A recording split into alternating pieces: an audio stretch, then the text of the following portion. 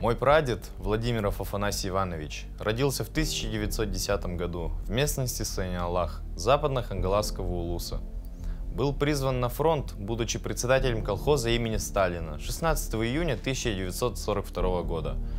Он служил в 1063-м стрелковом полку 272-й стрелковой дивизии в качестве наводчика. В сентябре 1942 года был серьезно ранен, лечился в госпитале в Красноярске. В 1942 году Афанасию Ивановичу было присвоено звание младшего сержанта, и он вернулся в полк в должности командира отделения пулеметной роты.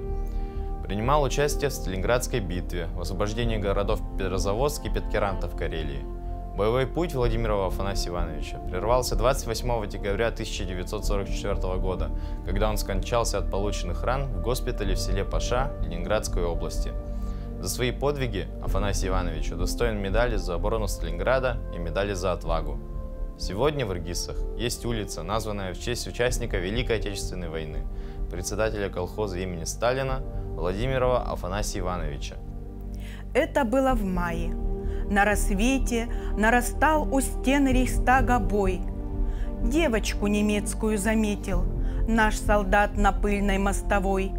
У столба дрожа она стояла, в голубых глазах застыл испуг. И куски свистящего металла смерть и муки сеяли вокруг. Тут он вспомнил, как, прощаясь летом, он свою дочурку целовал. Может быть, отец девчонки этой дочь его родную расстрелял.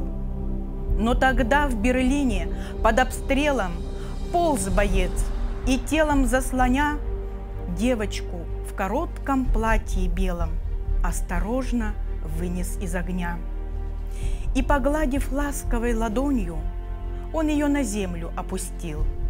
Говорят, что утром маршал Конев Сталину об этом доложил.